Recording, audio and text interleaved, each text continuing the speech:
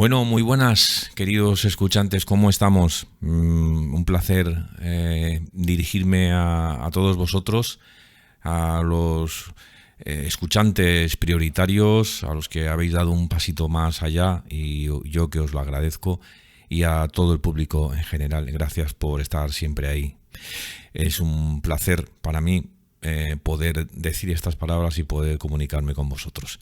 Bien, pues llegamos ya al final de esta historia de Robinson Crusoe. Tenemos el último capítulo del libro, que es muy largo y con lo cual lo voy a dividir en dos partes, de forma que este es el penúltimo episodio y mañana o el siguiente episodio va a ser ya el último.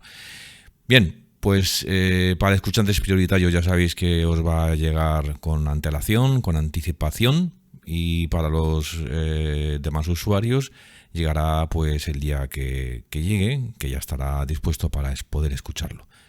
Os deseo una feliz escucha, una feliz lectura y muchísimas gracias, un abrazo muy grande, y vamos a empezar la lectura de este penúltimo episodio y último capítulo del libro con por fin la liberación de Robinson Crusoe tras 28 años en la isla, que se dice pronto.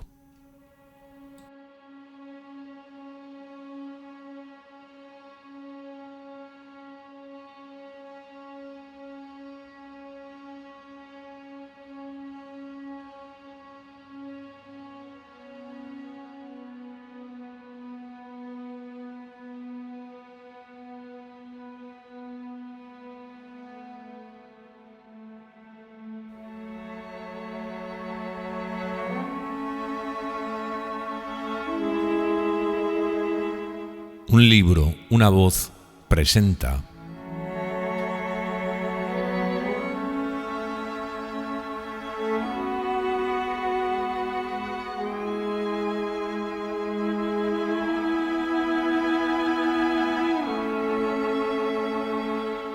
Robinson Crusoe.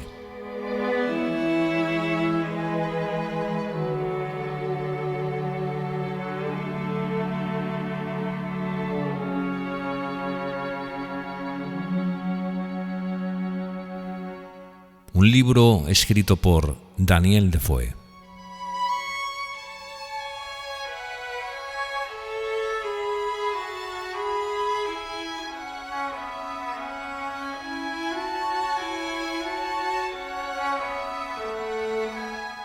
Narrado por un servidor, Miguel Ibars.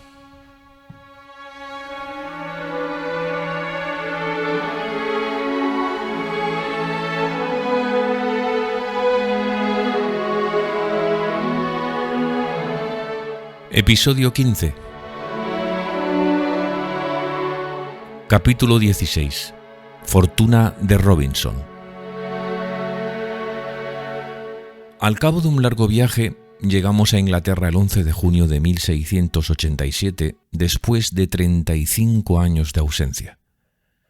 Cuando llegué a Inglaterra era un perfecto desconocido, como si nunca hubiese vivido allí.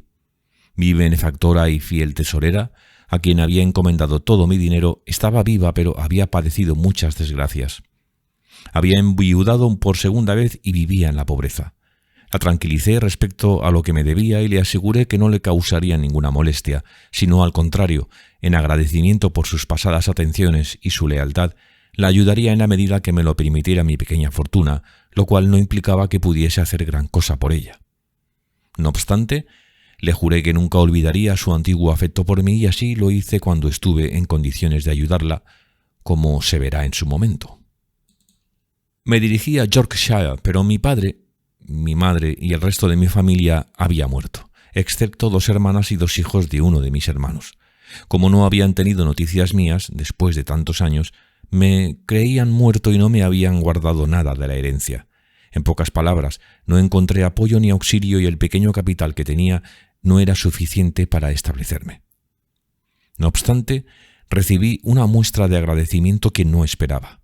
El capitán del barco, al que había salvado felizmente junto con el navío y todo su cargamento, les contó a sus propietarios, con lujo de detalles, la extraordinaria forma en que yo había salvado sus bienes. Estos Me invitaron a reunirme con ellos y con otros mercaderes interesados y, después de muchos agradecimientos por lo que había hecho, me obsequiaron con casi 200 libras esterlinas.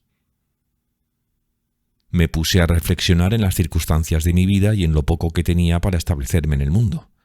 Entonces decidí viajar a Lisboa para ver si podía obtener alguna información sobre mi plantación en Brasil y enterarme de lo que había sido de mi socio, que al cabo de tantos años me habría dado por muerto.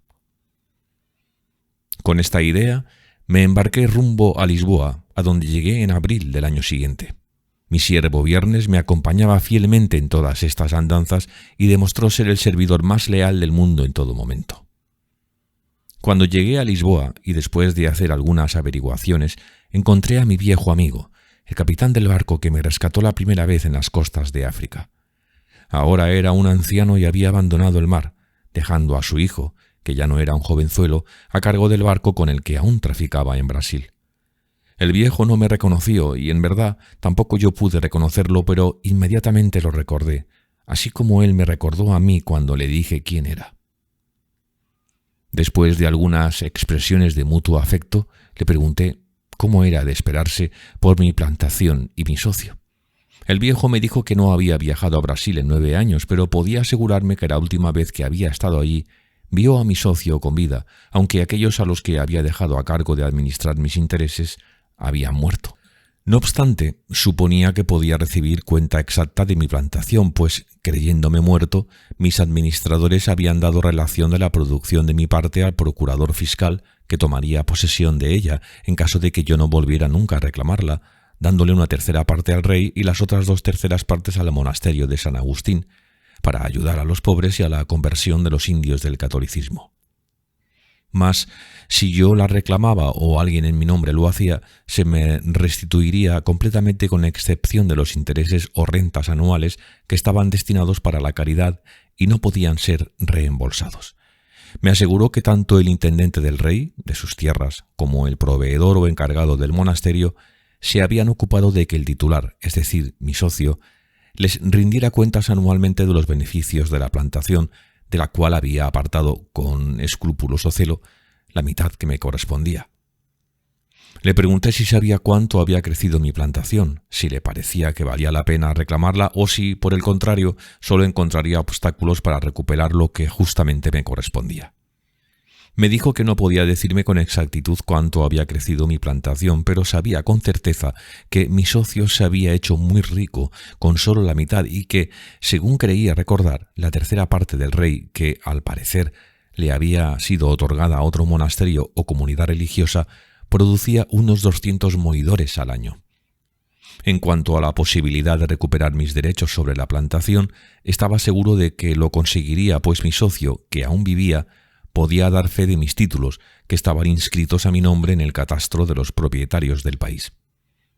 También me dijo que los sucesores de mis 2 administradores eran gente honrada y muy rica y que, según pensaba, no solo me ayudarían a recuperar mis posesiones, sino que, además, me entregarían una considerable cantidad de dinero por los beneficios producidos en mi plantación durante el tiempo que sus padres la habían administrado antes de la cesión, que debieron ser unos 12 años.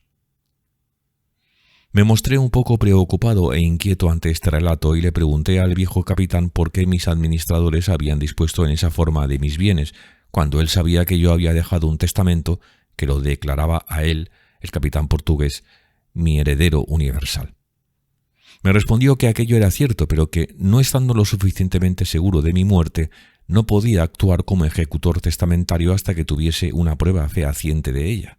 Además, no había querido inmiscuirse en un asunto que estaba en un lugar tan remoto.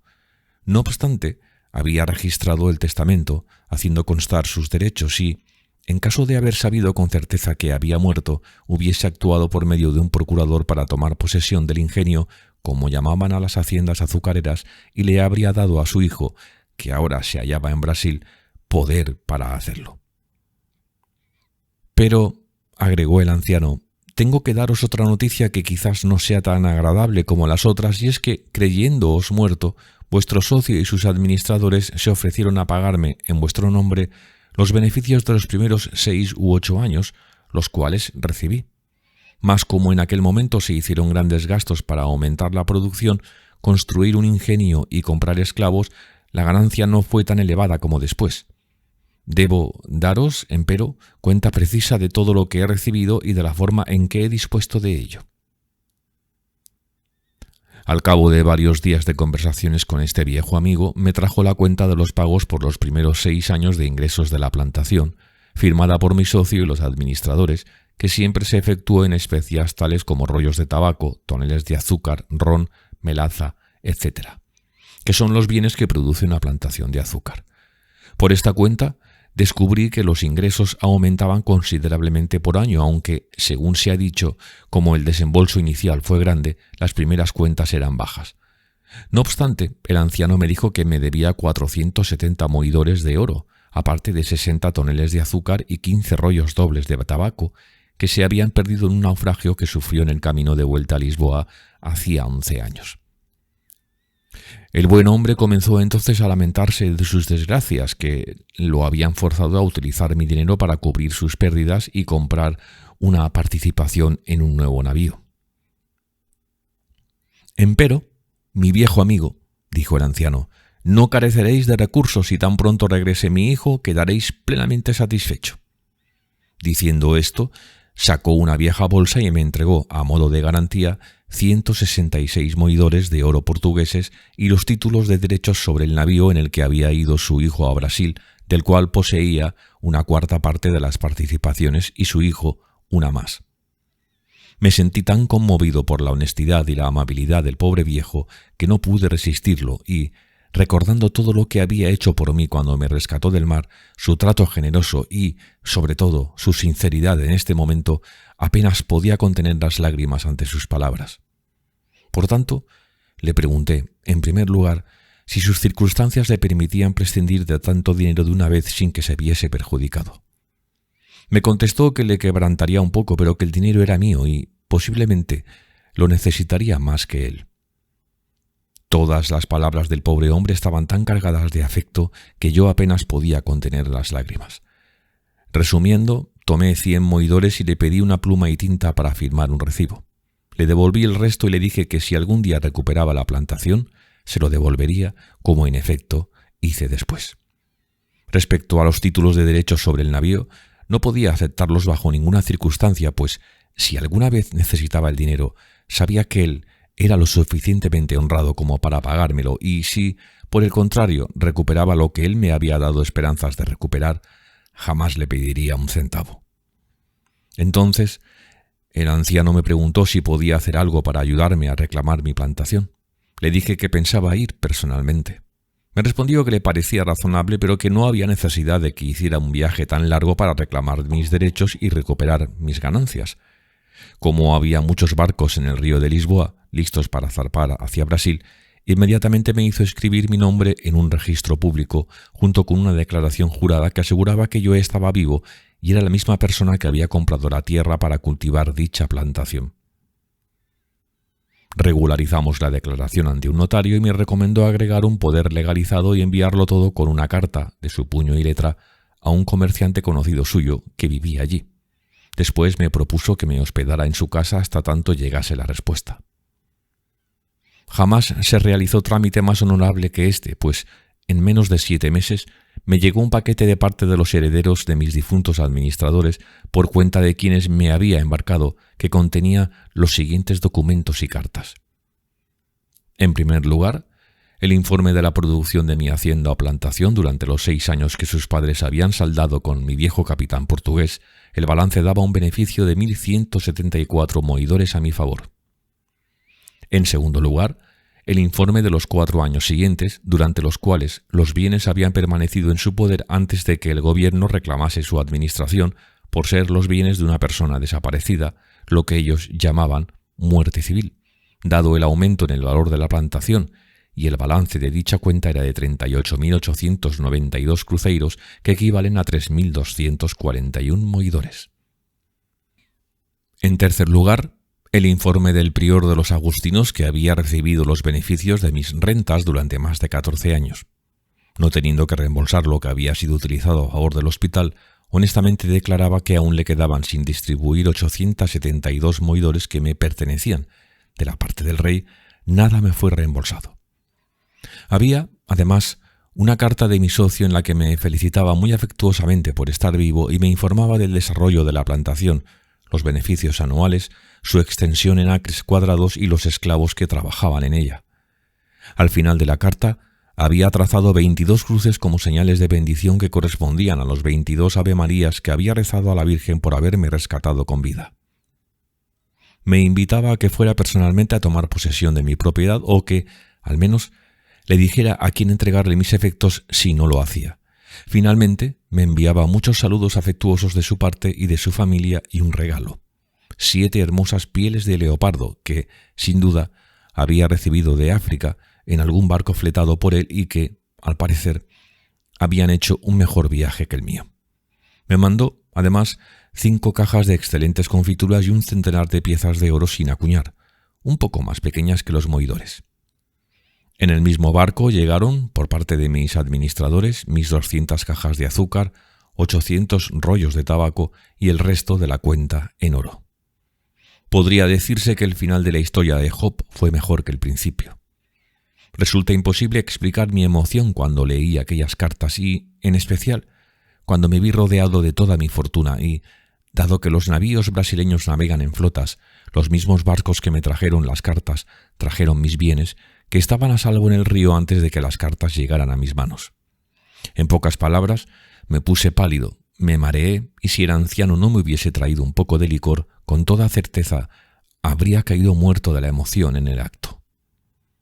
Incluso, al cabo de unas horas, seguía sintiéndome mal y llamaron a un médico que, conociendo en parte la causa real de mi malestar, me prescribió una sangría, luego de la cual comencé a recuperarme y a sentirme mejor. Creo que si no hubiese sido por el alivio que me causó esto, habría muerto.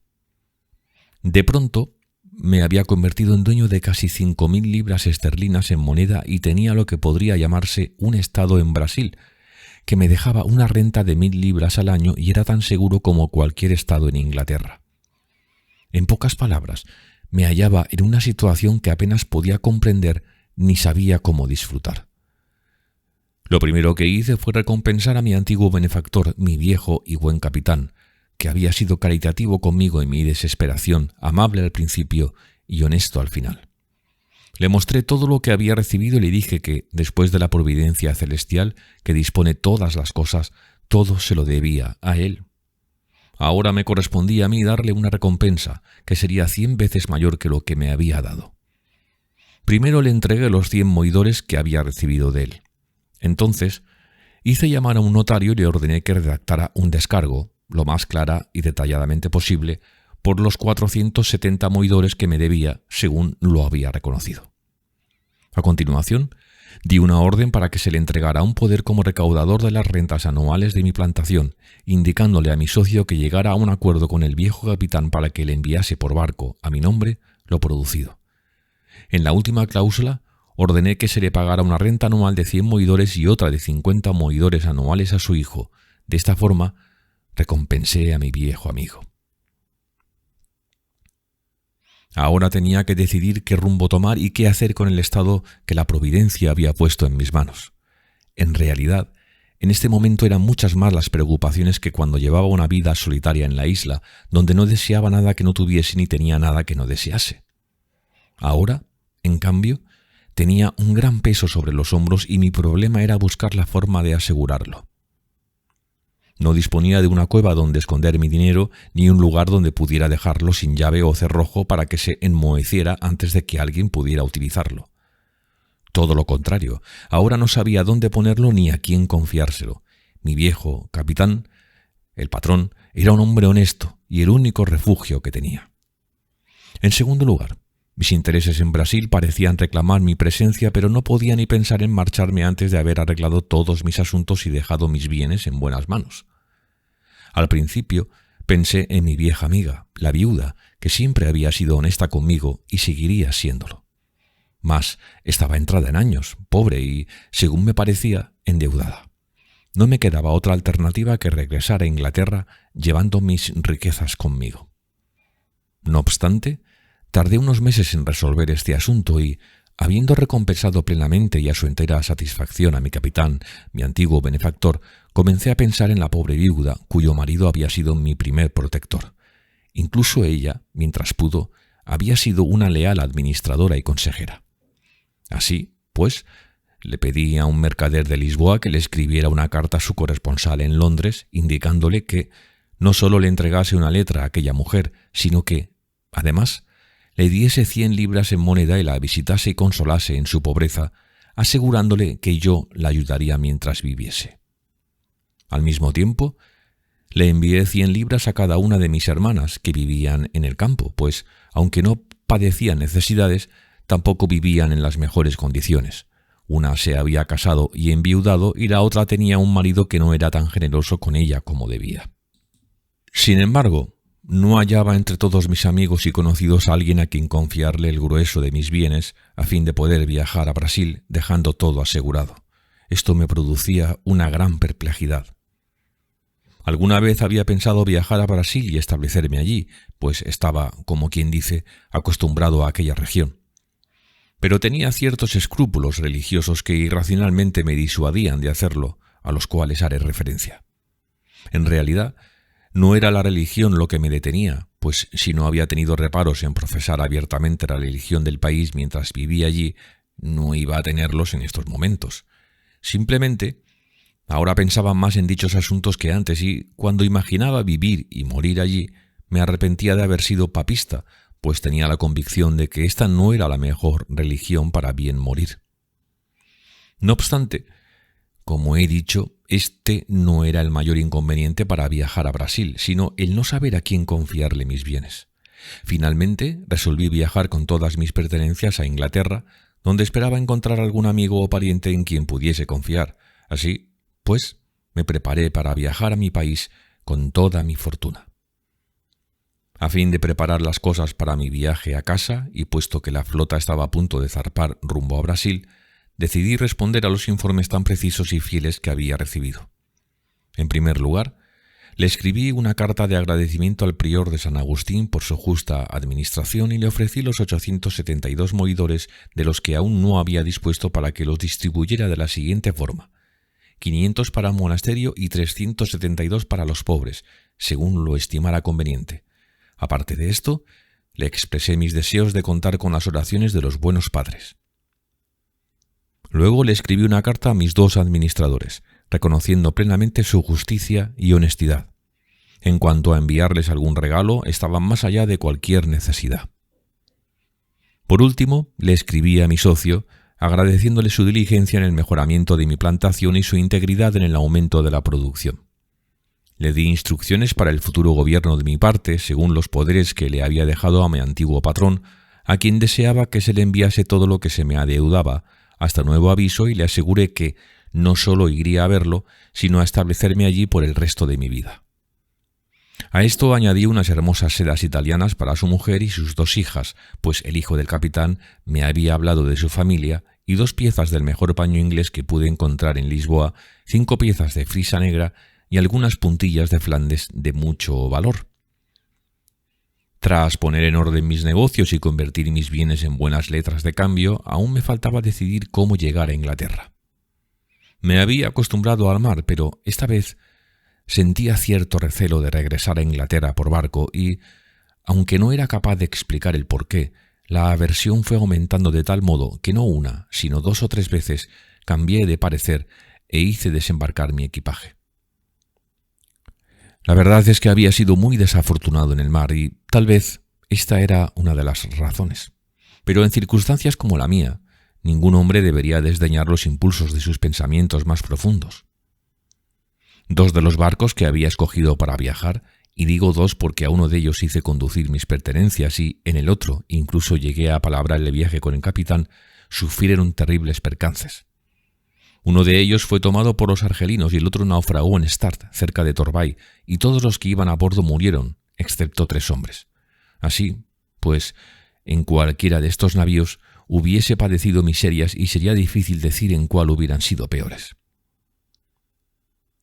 Acosado por estos pensamientos, mi antiguo patrón, a quien le contaba todo lo que me sucedía, me recomendó encarecidamente que no fuera por mar sino por tierra hasta La Coruña, que atravesara la bahía de Vizcaya hasta La Rochelle, que siguiera por tierra hasta París, que era un viaje seguro y fácil de hacer, y de ahí pasara a Calais y Dover.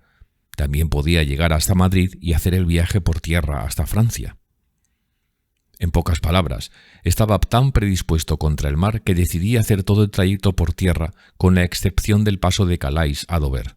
Como no tenía prisa ni me importaban los gastos, realmente era la forma más placentera de hacer el viaje. Y, para hacerlo más agradable, mi viejo capitán me presentó a un caballero inglés, hijo de un comerciante de Lisboa, que estaba dispuesto a viajar conmigo. Más tarde se nos unieron 2 mercaderes ingleses y 2 jóvenes caballeros portugueses que solo viajaban hasta París. En total éramos 6 y 5 criados. Los 2 mercaderes ingleses y los 2 jóvenes portugueses se contentaron con un criado por pareja a fin de ahorrar en los gastos, y yo llevaba a un marinero inglés para que me sirviera, aparte de mi siervo Viernes, que por ser extranjero no estaba capacitado para servirme en el camino. De este modo salí de Lisboa y, como estábamos todos bien montados y armados, formábamos una pequeña tropa, de la cual tuve el honor de ser designado capitán, no solo por ser el mayor, sino porque tenía 2 criados y era el promotor del viaje. Así como no he querido aburriros con mi diario de mar, tampoco quisiera hacerlo con el de tierra, aunque durante este largo y difícil trayecto nos acontecieron algunas aventuras que no debo omitir. Cuando llegamos a Madrid, siendo todos extranjeros, en España, decidimos quedarnos algún tiempo para ver las Cortes de España y todo aquello que fuese digno de verse. Como estábamos a finales del verano, decidimos apresurarnos y salimos de Madrid hacia mediados de octubre. En la frontera con Navarra, en varios pueblos, nos dijeron que había caído tal cantidad de nieve en el lado francés de las montañas que muchos viajeros se habían visto obligados a regresar a Pamplona, después de haber intentado proseguir su camino con grandes riesgos. Cuando llegamos a Pamplona, confirmamos lo que nos habían dicho. A mí, que siempre había vivido en un clima cálido, en el cual apenas podía tolerar las ropas, el frío se me hacía insoportable. En realidad, a todos nos resultaba más penoso que sorprendente sentir el viento de los Pirineos tan frío e intolerable que amenazaba con congelarnos las manos y los pies, sobre todo cuando hacía apenas 10 días que habíamos salido de Castilla la Vieja, donde no solo hacía buen tiempo, sino calor.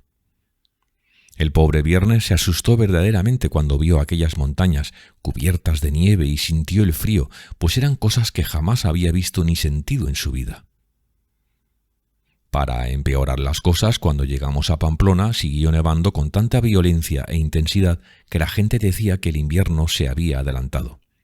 Los caminos, que de por sí eran difíciles, se volvieron intransitables. En pocas palabras, la nieve era tan densa en ciertos lugares que resultaba imposible pasar y, como no se había endurecido, como en los países septentrionales, se corría el riesgo de morir enterrado en vida a cada paso.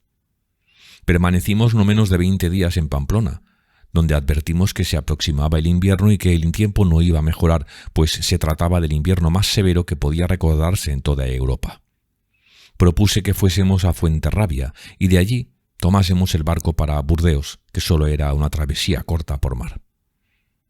Mas, mientras deliberábamos sobre esta posibilidad, llegaron 4 caballeros franceses que se habían visto obligados a detenerse en el lado francés, como nos había ocurrido a nosotros en el lado español.